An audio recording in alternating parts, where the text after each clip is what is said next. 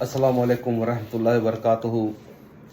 आज का मेरा सब्जेक्ट है झूठ।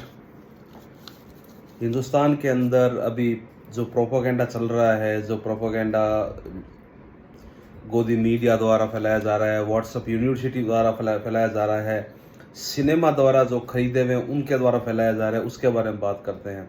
वो कहता है ना कि झूठ झूठ इतना बोलो, चारों तरफ से जब झूठ आने लग जाए, हर आदमी हर इंसान झूठ फैलाने लग जाए, तो उस झूठ को भी लोग सही मानने लग जाते हैं, सच मानने लग जाते हैं। तो ठीक ऐसा ही हुआ है। और ऐसा ही कुछ दिनों से, कुछ अरसे से हम देख रहे हैं, कुछ टाइम से हम देख रहे हैं कि इतना झूठ बोला जा रहा है, इतना फितना फैलाया जा रहा है। जो चीज़ इतनी सी होती है उसको स्प्रेड करके इतना बता दिया जाता है कि हकीकत में लोगों को सच मानने लग जाते हैं कि वो झूठ है जो सच है। तो उसको, उस फितने का एक नाम और है जो भी लेटेस्ट में चल रहा है, वो है द केरला स्टोरी, जिसने स्क्रीन पे बहुत अच्छी कमाई भी कर रही है वो, क्योंकि उसके अंदर झूठ जो इतना सा था वो इतना ज़्यादा बड़ा फैला के बोला गया है। और इलेक्ट्रॉनिक मीडिया द्वारा, प्रिंट मीडिया द्वारा, WhatsApp university, Facebook, social media, तमाम ऐसे कोई प्लेटफॉर्म नहीं है जिसमें वो झूठ, इतना सा झूठ इतना बड़ा फैला के दिखाया गया है कि हर इंसान मजबूर हो जाता है उस झूठ को सच मानने के लिए, सच समझने के लिए। तो उस केरला स्टोरी की थोड़ी सी मैं स्क्रिप्ट तैयार की है, मैं आपको बताता हूँ। केरला स्टोरी के जो डायरेक्टर हैं सुदीप्तो सेन, उनके अनुसार 32,000 लड़कियों ने आईसिस ज्वाइन किया केरला से। 32,000 लड़कियों ने, उसमें से काफ़ी हिंदू लड़कियों को इस्लाम में कन्वर्जन करा के, उनका ब्रेन वॉश करके वहाँ पे आईसिस में, अफ़गानिस्तान, सीरिया, यमन में भेजा गया। और इसी फिल्म की एक अदाकारा है अदा शर्मा, उसका भी एक डायलॉग है कि मेरी जैसी 32,000 लड़कियाँ यमन और सीरिया के रेगिस्तान में दफन हैं। तो ये चीज़ इतनी स्प्रेड की गई है झूठ को कि जो हकीकत, जो सच है, वो उसको छुपा कर इतना झूठ बोला गया है कि उसको लोग सच मानने लग जाते हैं। तो एक मैं आपको आंकड़ों समेत बता दूंगा, रिपोर्ट एकदम डिस्क्रिप्शन में डाल दूंगा, अगर कोई देखना चाहे तो। हर एक की रिपोर्ट है मेरे पास में। 2006 से 2012 तक 2,667 औरतों ने केरला में इस्लाम कबूल किया। नॉट फोर्सली कन्वर्जन, अपनी मर्जी से किया, कोई भी ऐसा फोर्सली कन्वर्जन नहीं दिखा। लगभग 2,500 लड़कियों ने, औरतों ने इस्लाम एक्सेप्ट किया केरला के अंदर 2006 से 2012 के बीच में। उसके बाद में एक आर्टिकल 2021 का एक आर्टिकल है जिसमें 4 औरतें आईसिस ज्वाइन करने के लिए 2016 से 18 के बीच में अफ़गानिस्तान गई या वहाँ का दौरा किया। 4 औरतें केरला की, जिनका नाम है, एक का नाम है निमिषा उर्फ फातिमा ईसा, दूसरी का नाम है सोनिया उर्फ आयशा, तीसरा का नाम है मैरिन जैकब उर्फ मरियम, और चौथी का नाम है रफेला। एनआईए की लिस्ट 2016 में इसके अलावा 2 लड़कियों का और जिक्र है। उनके नाम है, 5वीं का अजमाला और छठी का नाम है समाशिया। तो टोटल 6 औरतें जो केरल से गई आईसिस ज्वाइन करने के लिए, अफगानिस्तान, यमन, सीरिया, व्हाटएवर, जहाँ भी। एक और जिसके अंदर 3 औरतें ऑलरेडी मुस्लिम हैं। उन 6 औरतों में से ये सिर्फ केरला की बता रहा हूँ मैं आपको, जो केरला स्टोरी बताएंगे ना, 32,000 केरला की औरतें में दफन है सीरिया रेगिस्तान में, अफगानिस्तान रेगिस्तान में, यमन के रेगिस्तान में। डायरेक्टर सुदीप्तो सेन ने कहा 32,000 दावा कर रहे हैं वो। तो सिर्फ ये एनआईए की लिस्ट बता रहा हूँ मैं, सिर्फ 6 औरतें केरला से, जिसमें 3 और उनको हिंदुज़म से या कन्वर्जन करके इस्लाम एक्सेप्ट किया, उनको बहलाया फुसलाया गया। जबकि एनआईए की रिपोर्ट बताता हूँ मैं आपको।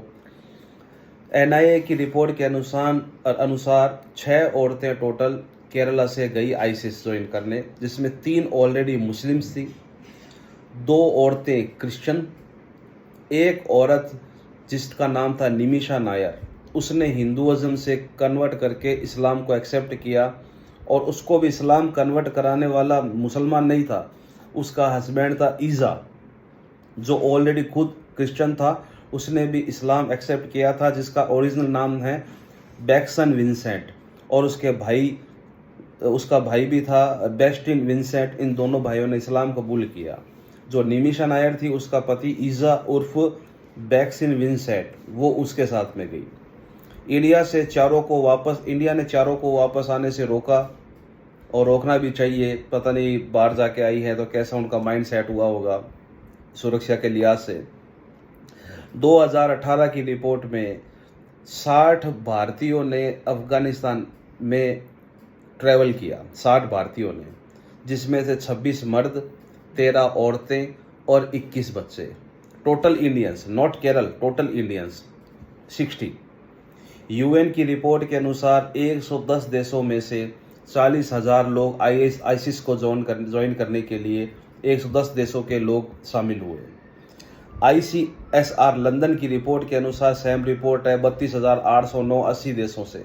लगभग इनका आंकड़ा 40,000 35-40,000 का मिलता जुलता है, वो भी 80 से 110 देशों में। उसके बाद में यूएसए ने कंट्री रिपोर्ट पेश की 2020 के अंदर, उसके अंदर भी ये सेम था। ORF के अंदर 2014 से 18 में 180 से 200 हिंदुस्तान के लोग प्रभावित हुए आईसिस से, जिन्होंने प्रोपेगेंडा फैलाया, जिन्होंने सोशल मीडिया के अंदर या प्रोपेगेंडा फैलाया, लगभग 200।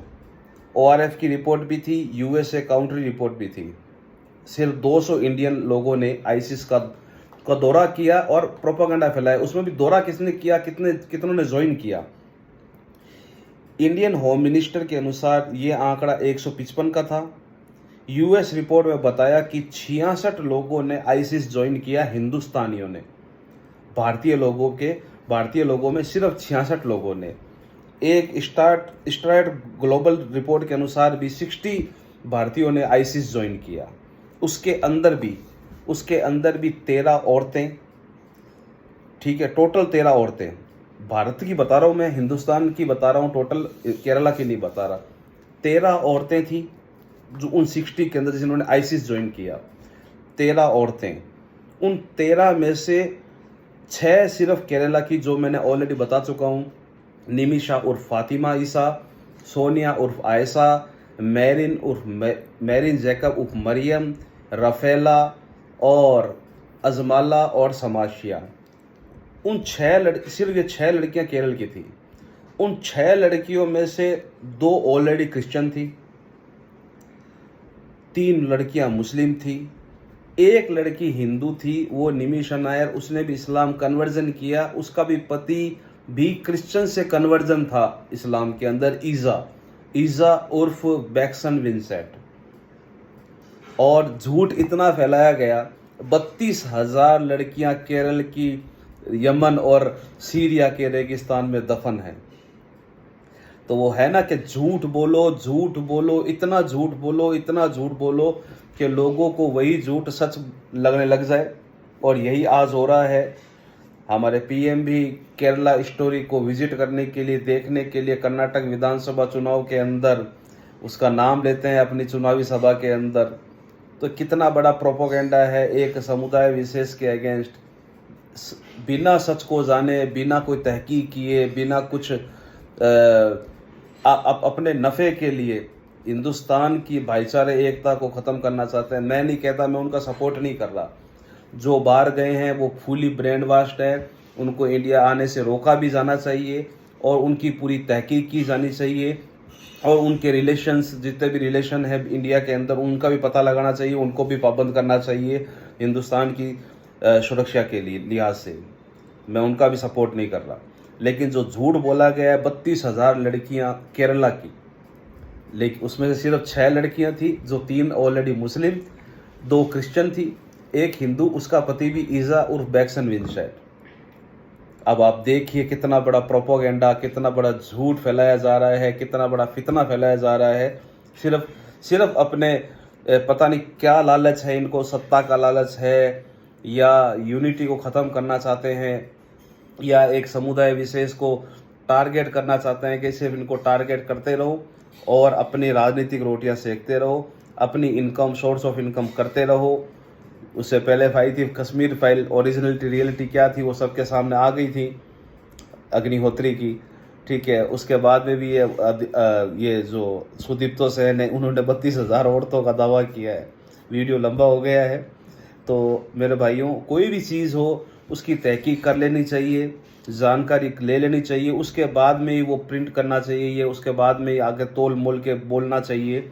बिना तहकीक के कॉपी पेस्ट करके आगे ऐसे करने से सिर्फ इतना ही फैलेगा, झूठ को फैलने ना दें। तहकीक करें, तहकीक करने के बाद में ही अपनी बात को आगे रखें। उम्मीद है कि आपको मेरी ये बात समझ में आई होगी। तो झूठ से बचे, चाहे इस केरला स्टोरी की बात नहीं कर रहा मैं, ऑल और आपकी जो पर्सनल लाइफ में भी काफ़ी ऐसी चीज़ें होती है जो कोई चीज़ आके आपको कह देता है कि फला शख्स ये आपके बारे में इस तरीके से कह रहा था।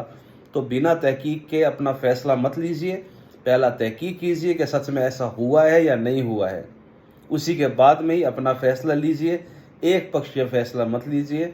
उम्मीद है कि आपको मेरी बात समझ में आई होगी। अस्सलामु अलैकुम वरहमतुल्लाहि वबरकातुहू।